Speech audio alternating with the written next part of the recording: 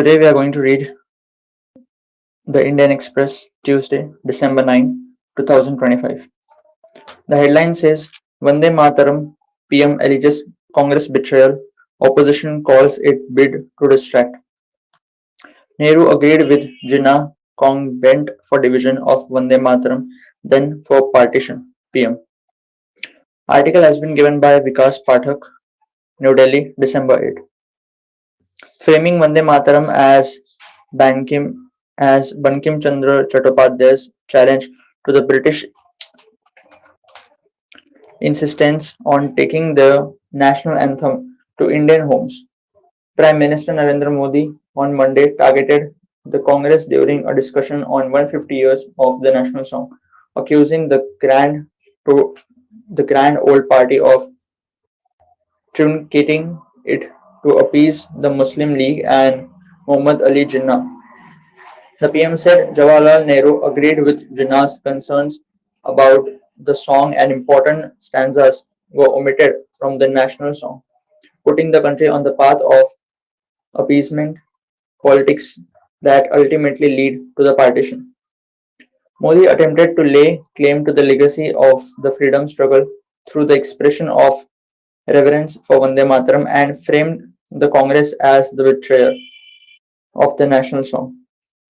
The PM once again called the Congress MMC or Muslim League Maoist Congress, a phrase he first used in his victory speech after the Bihar election results last month. Vande Mataram, Modi said, was composed at a time when, after the 1857 freedom struggle, the British Empire was unsettled and imposed various pressures and injustices upon India. That during that period, the national anthem of the British, God Save the Queen, was being spread into every household in India.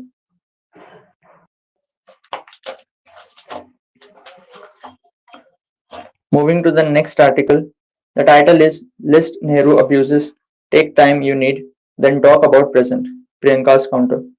Article has been given by Asad Rahman, New Delhi, December 8. Questioning the objective behind the discussion on Vande Mataram, senior Congress leader Priyanka Gandhi Vadra said it was an attempt by the Narendra Modi government to frame its agenda ahead of the assembly elections in West Bengal, and yet another bid to keep people mired in the past and distract them from the government's failures, present day problems, and future challenges. The next title is Warning Bell Indigo's domestic market share monopoly in over 60% of its routes. Article has been given by Sukalp Sharma and Anil Sasi, New Delhi, December 8. The crisis at Indigo that lead to scores of flights being cancelled daily since early last week threw the country's entire aviation ecosystem out of gear. The reason for that outsized impact is Indigo's sheer dominance of India's aviation sector. The carrier accounted for 6 out of every 10 Indian passengers traveling by air on domestic sectors, and it is, for all intended purposes, too big to fail. The true extent of Indigo's strain, stranglehold over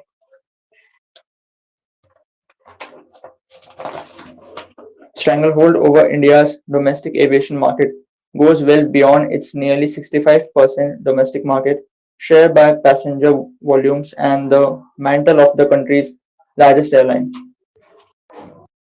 While India's aviation sector is effectively a duopoly, with the Air India group having a market share of 26.5% as of October, a bulk of Indigo's routes are monopoly routes, where only the blue tails of the airline fly. Although the Air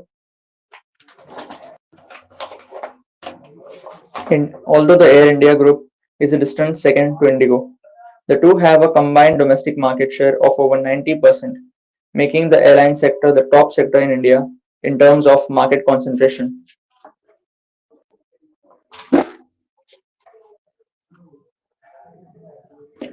In all, Indian Airlines fly around 1,200 domestic routes, of which Indigo has over 950 routes in operation.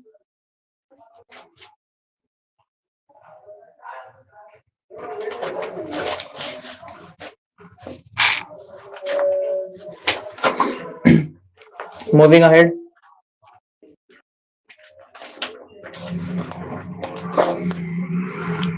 the next title is Dodgy records fake IDs under BCCI watch.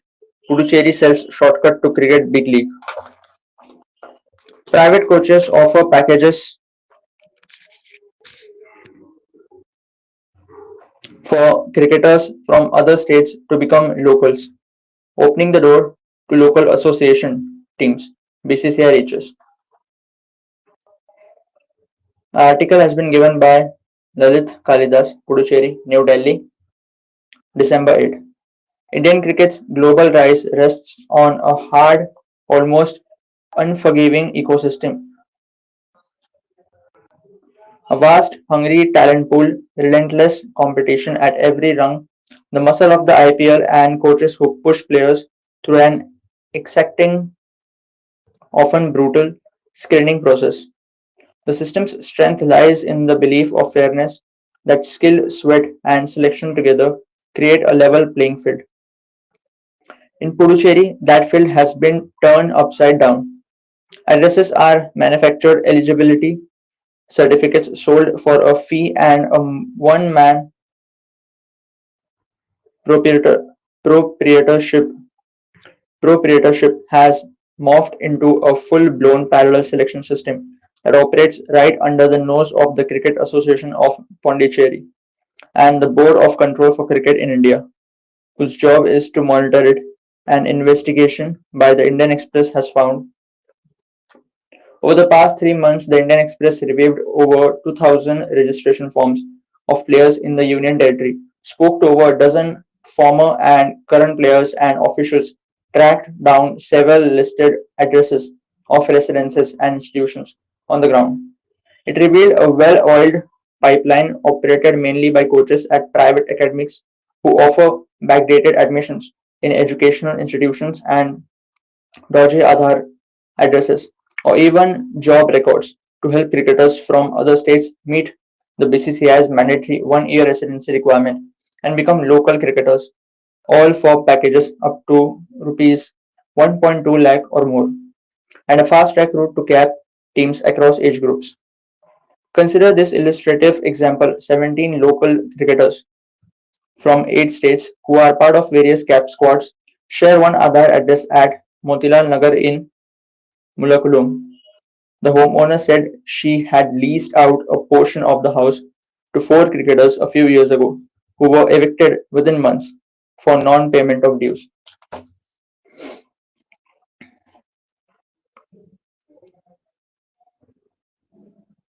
Next article by the same journalist, Lalit Kalidas, Puducherry, New Delhi, December 8, titles Form from Land to Votes: How a Private Firm Took Over a Cricket Association. The Cricket Association of Pondicherry is a relatively small unit of the BCCI, but in the last 7 years, it has become a showcase of how the lines between a private enterprise and sports administration blur, raising their questions over governance and conflict of interest in finance, land ownership, and voting control. At the heart of CAP, holding all its strings, is Pete Damodaran, the owner of Seachem Technologies Limited, a wires and cables company headquartered in Chennai with a factory in Puducherry. The CAP president till August. He is also at the center of complaint lodged by the Bharati Dasan Pondicherry Cricketers Forum, a collective of former local players with the BCCI's ombudsman and ethics officer.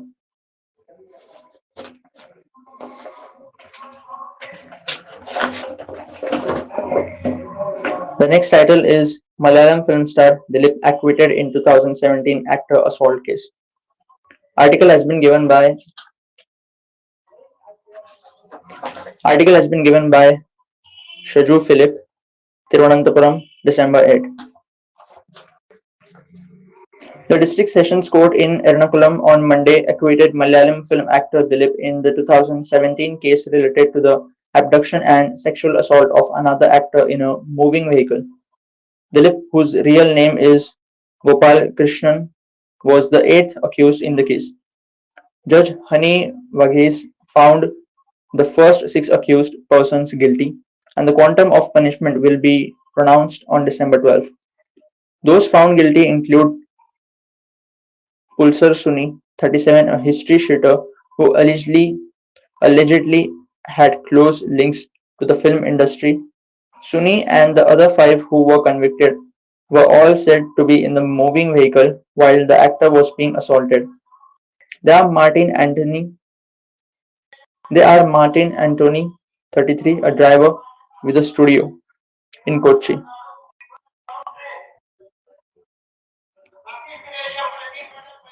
B. Manikandan, and there are also several names. For your information, all the articles mentioned on the first page of the newspaper have 25% of them, the rest 75% is on the second page.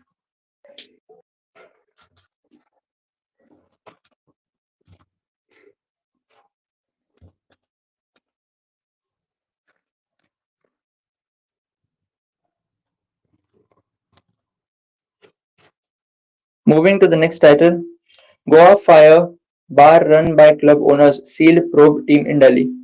Article has been given by Pavneet Singh Chadda, Panji, December 8. In the aftermath of the deadly fire at a nightclub bridged by Romeo Lane, the Goa police on Monday arrested another employee of the club from Delhi. In the coastal state, meanwhile, authorities sealed another establishment run by the owners of the club and issued a safety advisory to all nightclubs. According to police sources, Bharat Singh, the latest accused to be arrested, was involved in running daily operations at the club. A fire at the nightclub located in North Goa's Arpora village claimed the lives of 25 people late Saturday night. Police have lodged an FIR against the club owners, partners, manager, event organizer, and other managing staff and charged the accused with culpable homicide. The next title is J&K Police Station Blast Halogen Lamp Used Near Explosives Under Lens. Given by Diptiman Tiwari, New Delhi, December 8. Investigations probing the November 14 explosion at the Nogam police station in Srinagar, where 9 persons were killed while examining explosives seized from a terror module linked to the car blast near the Red Fort, are looking at the use of a halogen lamp by a forensic team as a possible trigger for the explosion. It's suspected that a halogen lamp kept close to a suitcase with explosive material for a significant time may have generated enough heat for the explosion. Sources said the forensic team had taken samples from all but one suitcase containing the explosives. A liquid sources said had been found oozing out of one of the suitcases. Since it was night already, a halogen lamp was placed near the suitcase to examine it properly and take a sample. Halogen lights can generate considerable heat. It's suspected that the liquid was oozing out of the suitcase was an inflammable substance mixed with ammonium nitrate.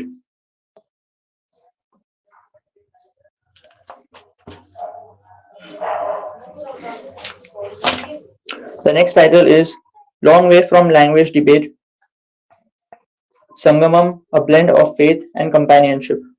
Given by Vidisha Kuntamalla, Varanasi, December 8.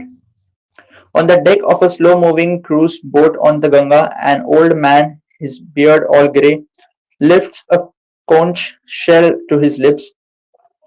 The rising notes hover above the river along with the sound of temple bells from the ghats and songs like Namo Namo.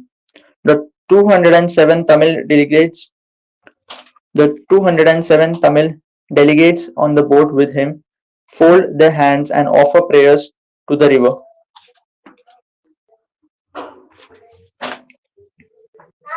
On the banks, giant saffron billboards carrying a greeting of Vanakkam Kashi and photos of Prime Minister Narendra Modi drift by. The delegation from Tamil Nadu is in Varanasi for the fourth edition of the Modi government's Kashi Tamil Sangamam, an initiative meant to celebrate the centuries old links between the state in the south and the ancient city in the north. Many of the board have never been this far north. Seven categories of delegates students, teachers, writers, media professionals, artisans, women, and spiritual groups are to arrive for this edition of Kashi Tamil Sangamam between December 2nd and December 15th. For each batch, an all expenses paid 5-day itinerary is planned, including a visit to the Ghats and Banaras Hindu University for academic exchanges, followed by trips to Prayagraj and Ayodhya. Officials say participation in the Sangamam has held steady since the first edition in 2002. This year, about 1,400 delegates are expected. While anyone can apply, the shortlisting is done based on a multiple choice quiz related to Kashi. The Sangamam is organized by the Union Ministry of Education and its collaborating institutions include IIT Madras and BHU, plus other ministries such as Culture, Tourism, Textiles, MSME, and the Government of UP. The 4.0 edition includes Tamil teachers traveling to Varanasi schools to teach Tamil. In return, students from Uttar Pradesh will be visiting Tamil Nadu to learn the language there. Earlier this week, Education Union Education Minister Dharmendra Pradhan took a swipe at the DMK lead government in Tamil Nadu for accusing the center of pushing sorry,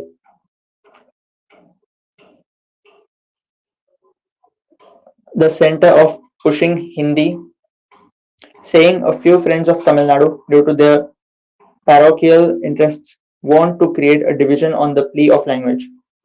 In the past, the DMK has expressed its unease with the Sangamam after the inaugural event in 2022, while PM Modi emphasized there was no political motive behind the program. The CPIM, an ally of the DMK, urged the Tamil Nadu government to stop it and accused the PM of holding it to induct college students into the RSS. Here on the river, politics feel distant. On the top deck of the cruise boat, Madurai-based Priya Raj, 30, a former IT engineer turned YouTube creator who sells jewelry and saris over Instagram, calls the trip a dream come true. Brushing her windswept hair away from her eyes, she says, if it was not for the Tamil Sangamam, she would have had to put together money for Kashi for so long. Raj is also excited about the acquaintances she has made.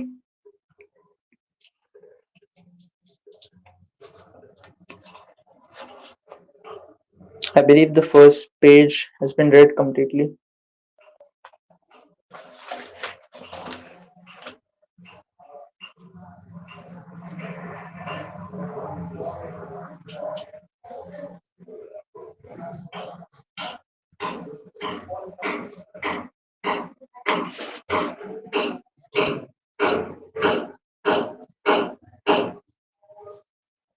Okay.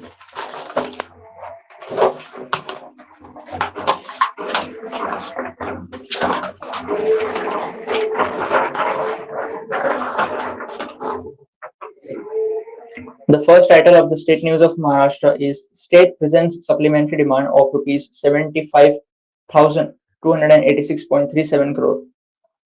Highest demand by Mahayuti presented on the first day of winter session. Article has been given by Alok Deshpande, Nagpur, December 8. Sorry, November. I guess this is a printing mistake. It should have been December 8, but on this paper it's given November 8. Okay. Amid fears of rising fiscal and revenue deficits, Maharashtra Deputy Chief Minister and Finance Minister Ajit Pawar Monday presented supplementary demands worth rupees 75,286.37 crore on the first day of the winter session of the state legislature.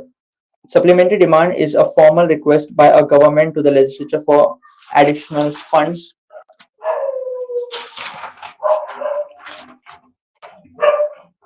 beyond what was originally approved in the annual budget. In March 2025, Pawar presented the budget with a revenue deficit of rupees 45,890 crore. In June 2025, the government presented supplementary demands worth rupees 57,509.71 crore, crossing the revenue deficit of rupees 1 lakh crore. With Monday's supplementary demands of rupees 75,286.37 crore, the state's revenue deficit is already approaching rupees 2 lakh crore. In addition to the revenue deficit, the budget had projected that Maharashtra's debt burden would rise to rupees 9.32 lakh crore. Of the rupees 75 of the rupees 75,286.38 crore, the government has earmarked rupees 15,648 crore to provide compensation and financial aid to the rain and flood hit farmers, rupees 9,250 crore to provide subsidy towards relief in electricity tariffs for agriculture pump, power loom and handloom consumers, rupees 6,103 crore for providing monthly financial aid of rupees 1,500 to eligible beneficiaries under the ambitious Ladki Bahin Yojana, and rupees 4,439.7 crore as state's share in the central government interest free loan for 40 years.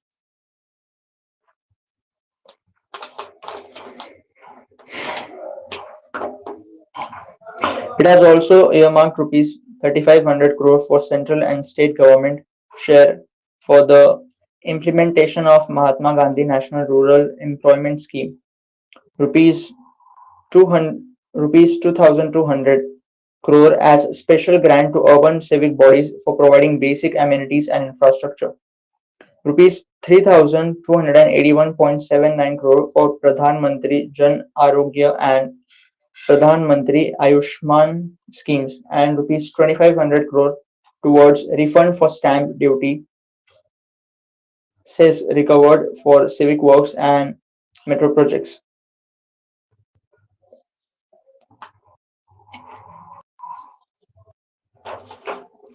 The next title is Sion plot allotted to VHP for medical educational activities, given by Express News Service, Mumbai, December 8. The Maharashtra government Thursday approved the allotment of 7,658.33 square meter plot in Sion to the Vishwa Hindu Parishad for 30 years, converting the land from a leasehold plot into Makta occupancy tenure. The decision follows a proposal from the Bruhan Mumbai Municipal Corporation Improvements Department and has been cleared under provisions of the Mumbai Municipal Corporation Act. In October, the PMC submitted a proposal to the Urban Development Department, led by Deputy Chief Minister Eknath Shinde, seeking approval to allot the plot to the VHP for medical or educational purposes. Speaking to the Indian Express, Shriraj Nair, a VHP spokesperson, said, "This plot has been part of our operations since 1984, during the time of a Congress government. Previously, it was on lease, but with the current renewal, the government will now receive revenue that it didn't before." It's important to note that this is an existing facility. It's not a new allotment. We have been using this allocation. We have been using this location to provide medical and educational assistance to those in need.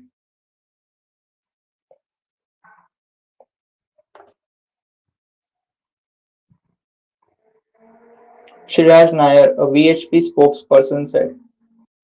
On December 4, the UDD approved the proposal and clarified that occupancy will officially begin on June 25, 2025, the date the civic body granted its approval for a 30-year period.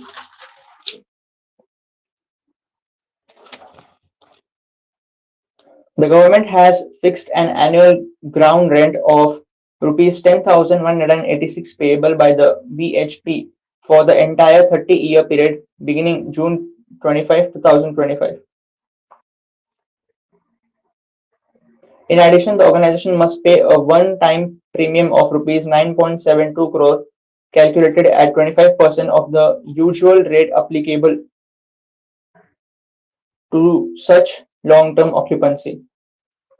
The civic body will set the payment schedule for both the annual rent and the premium.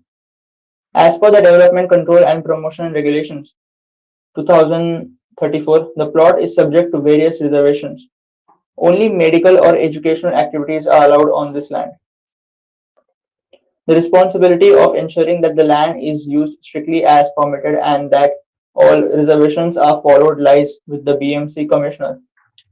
The condition means that any construction or activity on the plot must fall within these two categories, and the civic body must verify that the rules are not violated. The plot located in F North Ward was earlier on leasehold. The BMC's Improvements Department forwarded a proposal to the state government recommending that it be converted into Makta land and granted to the VHP for institutional work. After examining the proposal, the state approved it and issued its sanction through an official government resolution.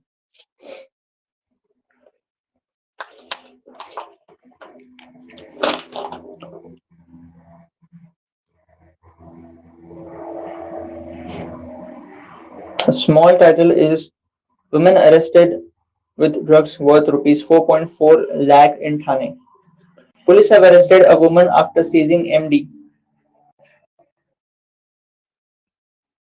MEPT drone drug valued at Rs 4.4 lakh from her possession in Maharashtra's Thane district, officials said on Monday. The accused, Fatima Tarbez Jafri, a resident of Ambivli in Kalyan, has been booked under relevant sections of NDPS Act, the police added.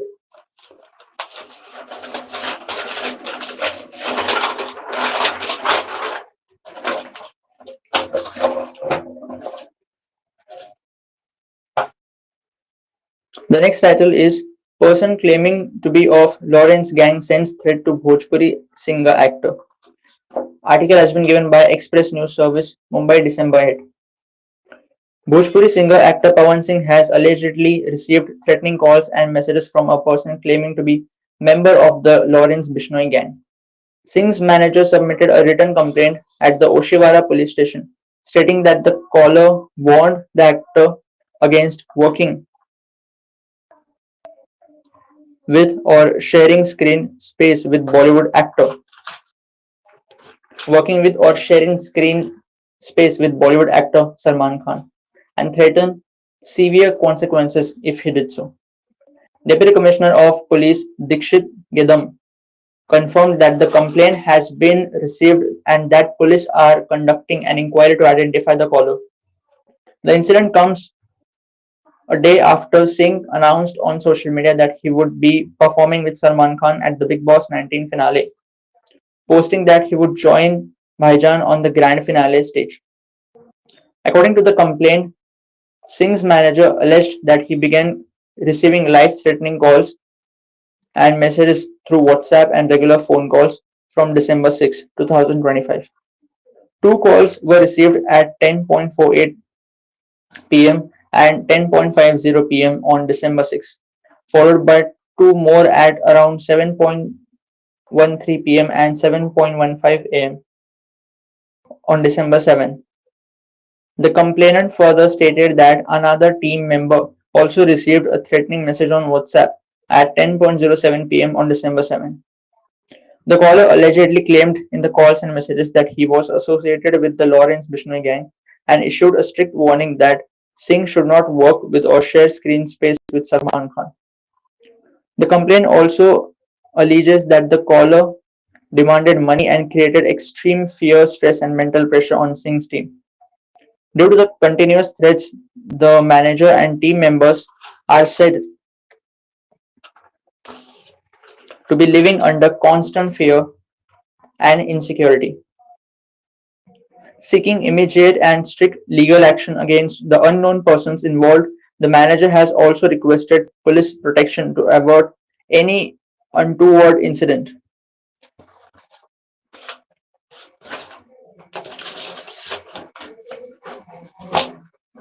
The next title is Flight delays and unclaimed baggage issues go on even as Indigo operations improve. has been given by Naresh S. Mumbai, December 8. Indigo operations recorded slight improvement on Monday through operations at the Chhatrapati Shivaji Maharaj International Airport was far from normal. The airline's counters at Terminal 1 had shorter queues compared to the past few days, even as disruptions, including delays, uncertainty over flight status, and unresolved baggage complaints continued. On Monday, 50 arrivals and 48 departures were cancelled till 7 p.m. in Mumbai, according to airport officials. While this is lower than the weekend peak, officials cautioned that operations remain fluid. International and domestic passengers said the situation had improved slightly compared to the past 4 days, but several issues persisted.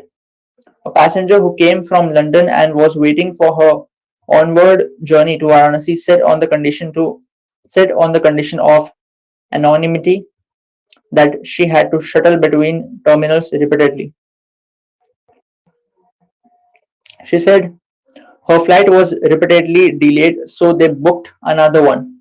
International passengers are still facing disruption. It is reduced today, but there are still problems. In Mumbai, she said she was shifted from T1 to T2, then back to T1, again to T2, and once more to T1, before being told her flight would now depart from T1. She added she still do not know whether it will take off or be cancelled. According to Radhika Gupta, her 20-year-old nephew Shubham Gupta was traveling from Delhi to Mumbai when his flight was cancelled. They made him fly from Delhi via Goa to Mumbai. His checked-in bag has still not been received. It has been almost 4 days, Radhika said. She added that the bag contained valuables and that customer care teams had not provided any clarity. She is traveling from Malad to the airport every day to follow it up and spend around rupees 1200 each trip. His mother traveled from Indore to Mumbai to get the bag. They are frustrated with the responses from airport and Indigo staff, she said. An Indigo cabin crew member who didn't wish to be named said the pressure on staff had begun to ease. There were fewer passengers facing issues today. They're getting back on their feet. Seeing angry passengers every day was very difficult, but the anger was reasonable because the service was not up to the standard they usually deliver, the crew member said. In a statement, Indigo said its network had seen considerable and consistent improvement and that it was set to operate over 1800 flights up from around 1650 yesterday, with a 91% on time performance. The airline said network coverage was fully restored and that all cancellations for Monday had been finalized a day earlier to allow advance passenger notification. The airline added that Rs 827 crore in refunds had already been processed for cancellations up to December 15. Between December 1 and 7, Indigo said it arranged over 9,500 hotel rooms, around 10,000 cabs and buses, and delivered over 4,500 delayed bags, with the remaining expected within the next 36 hours. Mumbai had recorded a steady escalation in cancellations through the past week, with Saturday being the worst with 146 cancellations. Finally, feeling good that I am not someone who has to fly every day for work.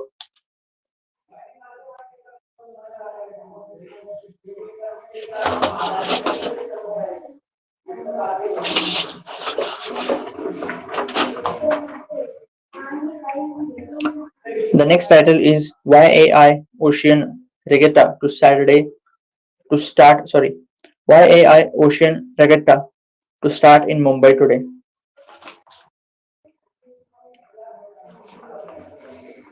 Given by Express News Service, Mumbai, December 8.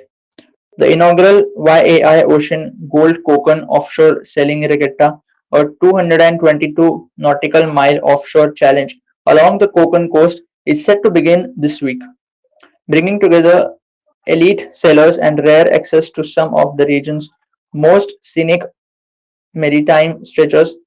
The event has been organized by the Ocean Gold Boat Club in collaboration with the Yachting Association of India (YAI) and will run from December 8 to 12.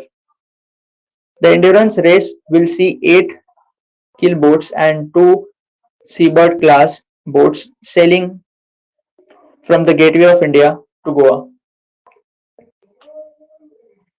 with a scheduled heritage halt at the historic Vijayadurg Fort. Among the participating sailors are some of India's most accomplished names, including Commander Dilip Donde, retired, the country's first solo circumnavigator, along with Lieutenant Commander Dilna Devdas and Lieutenant Commander Rupa Algirisamy, who completed a historic circumnavigation in 8 months. Event preparations began on Monday with registration and a skipper's briefing at the Royal Bombay Yacht Club. The Seabird fleet will the Seabird fleet will be flagged off from the Gateway of India on Monday, followed by the keelboat start on Tuesday. Organizers said the regatta aims to combine high standard offshore racing with coastal exploration along one of India's most challenging sailing routes. They want every sailor and supporter to feel the same sense of anticipation and connection that the sea inspires, said Ramesh Bulchandani, founder of the Ocean Gold Boat Club. He added that the Konkan coastline has offered him some of his most memorable sailing experiences. The Navy, the Indian Coast Guard, and the tourism departments of Maharashtra and Goa are supporting the event, ensuring navigational safety and access to coastal points. A dedicated media program has also been planned to document the race. The Gatta will conclude in Goa.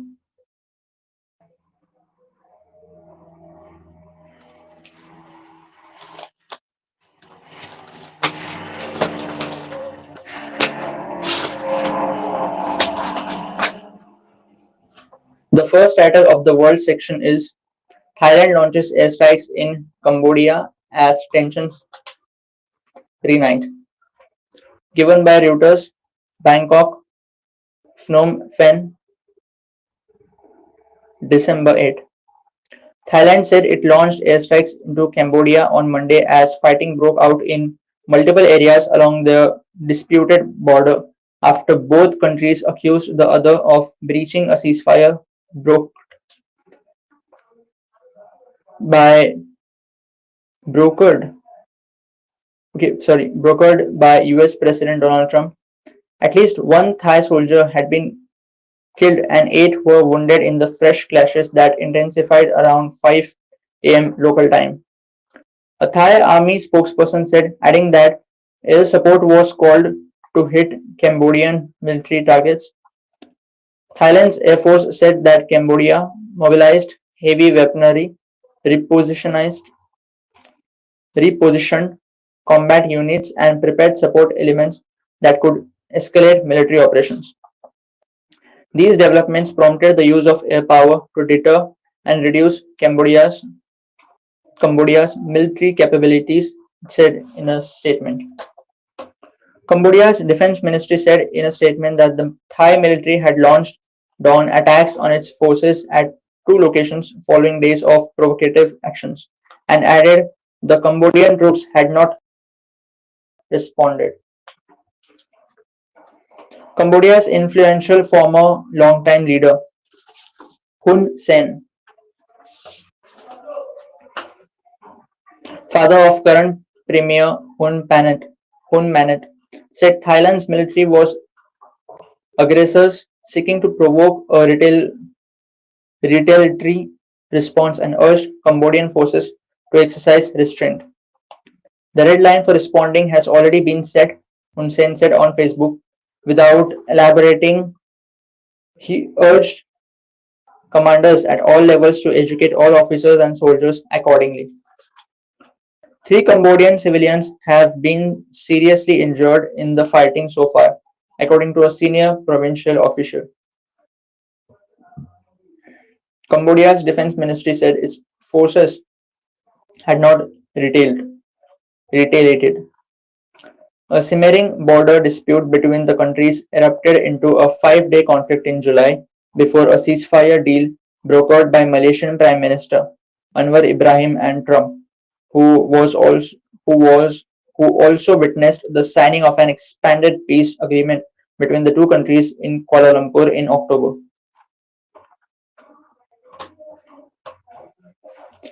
The US Embassy in Thailand didn't immediately respond to a request for comment on unrest. Malaysian Prime Minister Anwar Ibrahim, chair of the regional bloc ASEAN who helped Trump broker the truce, called for calm and for communication channels to stay open.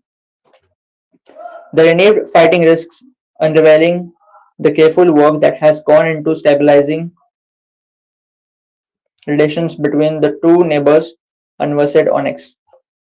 Thailand and Cambodia have more than a century contested sovereignty at under at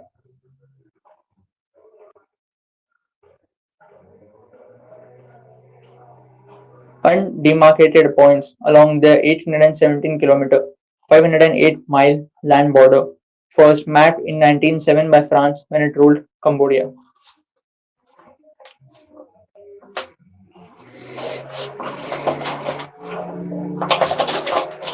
The next title is Israeli police forcibly entered compound UN aid agency, given by Associated Press, Jerusalem, December 8. Israeli police forcibly entered the compound of the United Nations Agency for Palestinian Refugees in East Jerusalem early Monday, escalating a campaign against an organization that has been banned from operating on Israeli territory. The UN Relief and Works Agency for Palestinian Refugees in the Near East, or UNRWA, sorry, UNRWA, said in a statement that sizable numbers of Israeli forces, including police on motorcycles, trucks, and forklifts, entered the compound in the Palestinian neighborhood of Sheikh Jarrah and cut communications to the compound. The unauthorized and forceful entry by Israeli security forces is an unacceptable violation of UN UNRWA's privileges and immunities as a UN agency, the agency said. Photos taken by an Associated Press photographer show police cars on the street and an Israeli flag planted on the compound's roof. Photos provided by UNRWA staff show a group of Israeli police officers inside the compound. Police said in a statement that they entered for a debt collection procedure initiated by the Jerusalem's municipal government. The next title is Zelensky heads to London for talks with European allies, given by Associated Press, London, December 8. President Volodymyr Zelensky was meeting the French, German, and British leaders in London on Monday as Kyiv's European allies try to strengthen Ukraine's hand in thorny talks on a US-backed plan to end Russia-Ukraine war. Prime Minister Keir Starmer was due to gather with Zelensky, President Emmanuel Macron, and Chancellor Friedrich Merz at the British leader's 10 Downing Street residence. Zelensky said late Sunday that his talks with European leaders this week in London and Brussels will focus on security, air defense, and long-term funding for Ukraine's war effort.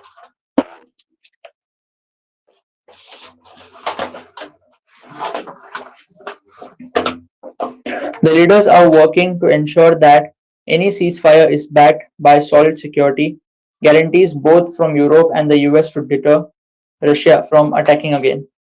US and Ukrainian negotiators completed 3 days of talks on Saturday aimed at trying to narrow differences on the US administration's peace proposal. Zelensky said in a post on Telegram that talks had been substantive, and that National Security and Defense Council Secretary Rustem Umerov and Chief of the General Staff Andriy Natov were traveling back to Europe to brief him.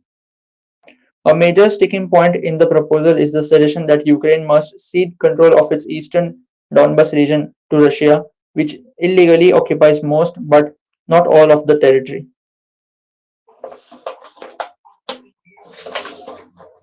The next title is US envoy meets Greenland officials amid Trump's interest in the island. Given by Reuters, Copenhagen, December 8. The new US ambassador to Denmark, PayPal co-founder Kenneth Hori,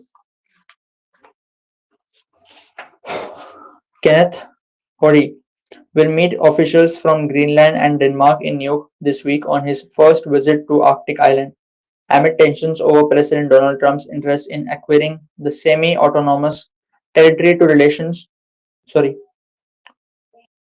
semi-autonomous territory.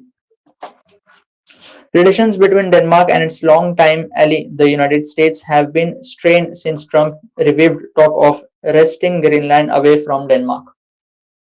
Excited to be in Greenland for the annual Joint Committee meeting between the US and Greenland with Denmark, the US Embassy said Monday on Instagram, posting a photo of Hori with Greenland's Foreign Minister, Vivian Motzfeldt.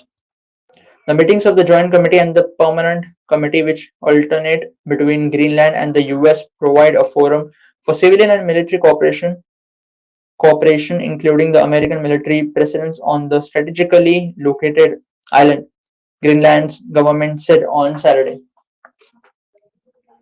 These committee meetings are designed to promote direct dialogue and cooperation with the United States on several areas of both civilian and military importance, Motzfeldt said in a statement. Washington argues that Greenland, a Danish sovereign territory, is vital for US security and its ballistic missile early warning system, as the shortest route from Europe to North America runs via the island. Trust and respect are the foundation of any partnership, and it's no secret the past year has been challenging, Motzfeldt added. Denmark's foreign ministry declined to comment. The next title is Myanmar military strike hits tea shop, kills 18. Given by Associated Press, Bangkok, December 8. An airstrike last week by Myanmar's military on a tea shop in the country's upper central region of Sagaing killed at least 18 civilians and wounded 20 others, a local villager and Myanmar's independent online media said on Monday. The incident is the latest in a series of frequent and deadly aerial attacks targeting armed pro-democracy forces as the country approaches elections scheduled for later this month. The strikes often cause civilian casualties. Myanmar has been in turmoil since the army seized power from the elected government of Aung San Suu Kyi on Feb 1, 2021, triggering widespread popular opposition. After peaceful demonstrations were put down with lethal force, many opponents of military rule took up arms and large parts of the country are now embroiled in conflict. The new attack occurred on December 5 shortly after 8 p.m. in Mayakan village in Tabiin Township, a resident said. The village about 120 kilometers northwest of Mandalay. The next title is Chinese carrier holds air drills as Tokyo Beijing trade hub.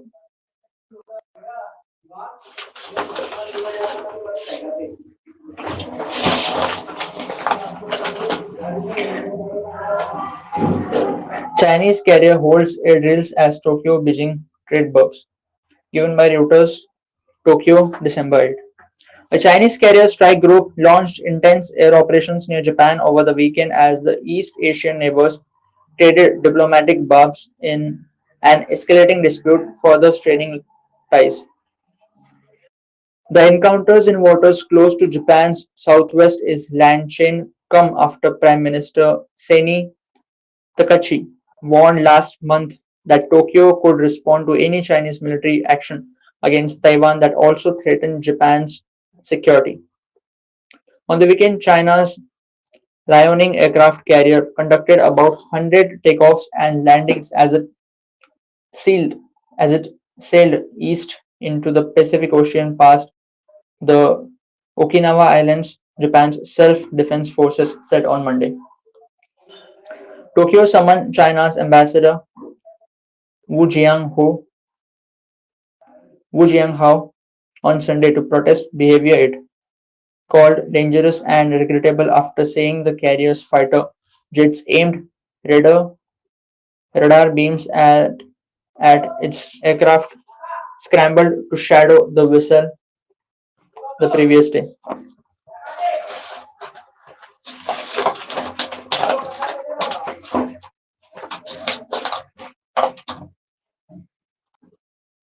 Illuminating aircraft with radar signals a potential attack that may force targeted planes to take evasive action. The Chinese embassy denied Tokyo's claims, saying Japanese aircraft had endangered flight safety by approaching the Liaoning as it trained with three missile destroyer escorts.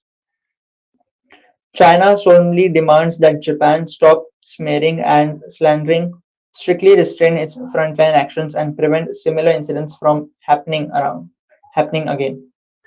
The embassy said in a statement. Chief Cabinet Secretary Minoru Kihara rejected China's claim that Japan's aircraft had obstructed safe flight operations.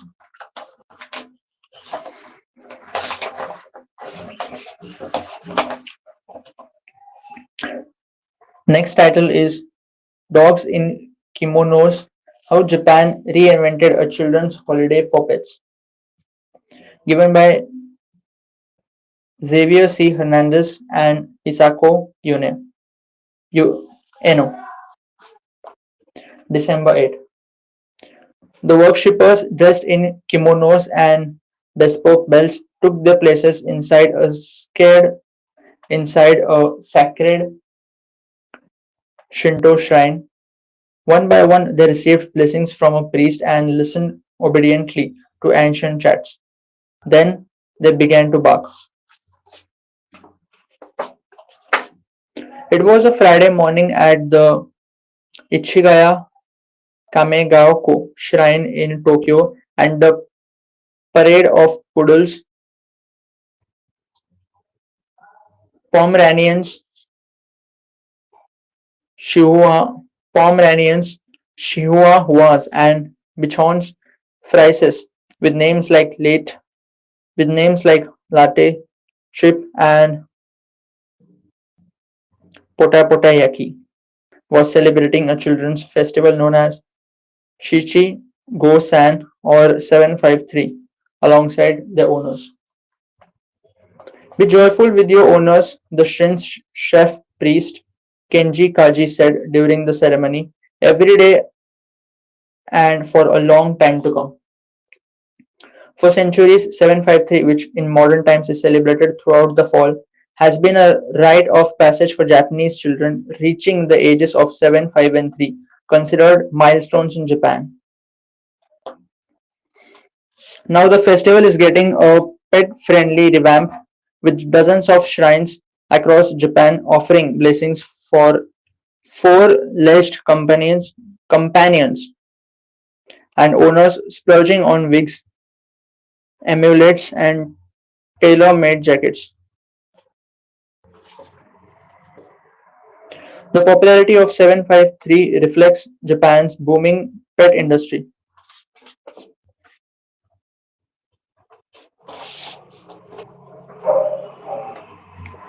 The pet product market has grown by about a fifth since 2019 to about $12 billion, according to some estimates. It also a sign of Japan's rapidly changing demographics. The country has one of the lowest fertility rates in the world, and the number of children has reached a record low of 13.6 million. People have shifted from having children to having pets. People have shifted from having children to having pets, said Miki Toguchi, 51, who visited the Ichigaya Kamegaoka Ichigaya Kamegaoka shrine recently with Kotora, her 5-year-old miniature Sknazo, Schnauzer. Schnauzer. She don't have children, but she has a dog.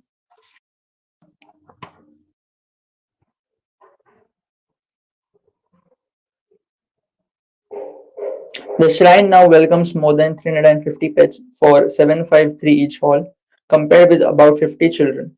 Shinto is a faith that worships spirits that are found in all objects, living and inanimate. Komiko Kasai.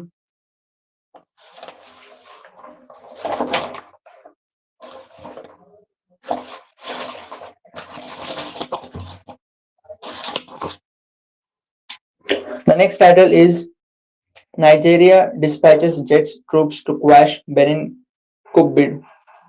Nigerian fighter jets and ground troops moved on Monday to help restore order after a foiled coup attempt in Benin, aiming to head off a political crisis in a country that is battling jihadists and serves as a key trade corridor in West Africa. In its first foreign military intervention in nearly a decade, Nigeria was motivated by fears of an unfriendly military regime taking charge in its backyard, potentially allowing violence to spill across its borders.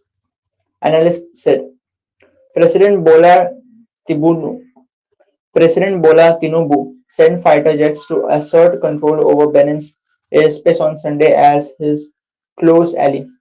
Benin President Patrice Talon tried to put down the coup attempt by what officials described as a small group of soldiers,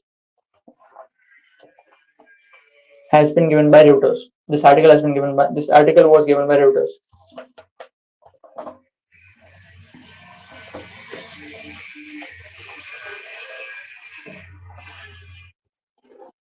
The next title is Police Find 13 People Dead in Prison in Ecuador. Ecuadorian police found 13 people dead in a prison in the country's southwest on Sunday, Ecuador's prison agency SNAI said on Monday. SNAI said on Monday autop- autopsies and routine procedures were being performed to determine the official causes, causes of death at the prison in the port town Macla, Macela, the agency added.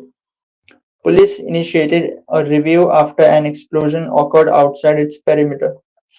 The prison has been a site of violence in recent months. This article was also given by Reuters. Next, from Indonesia, two Dutch nationals on drug charges repatriated. Two Dutch nationals imprisoned in Indonesia on drug trafficking convictions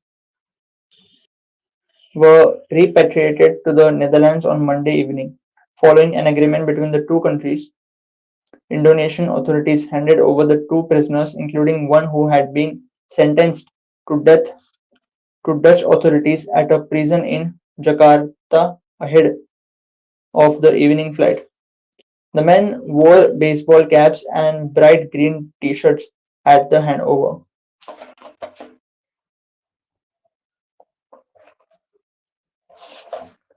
Next title from Pakistan. Indonesian president arrives on two-day visit. Indonesian President Prabowo Subianto Prabowo Subianto arrived in Pakistan on Monday on his maiden two-day visit to deepen bilateral ties and explore new avenues of cooperation. Subianto was received by President Asif Ali Zardari and Prime Minister Shehbaz Sharif at Noor Khan Air Base. The Indonesian president is accompanied by a high-level delegation comprising key ministers and senior officials. President Subianto will hold talks with Prime Minister Shehbaz. The next from Bangladesh,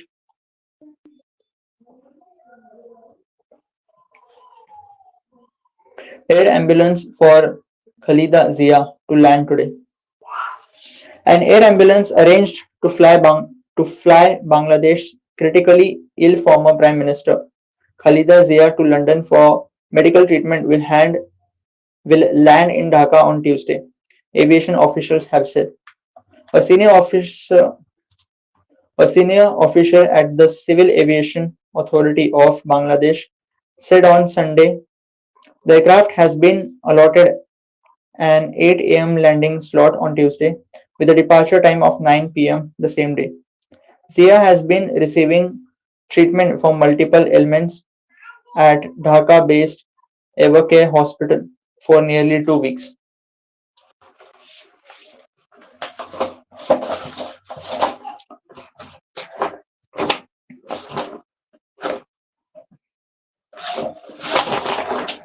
Even the world section of the Indian Express has been finished. Okay. If you are still here, thank you for being here, and I'll see you tomorrow. Bye bye.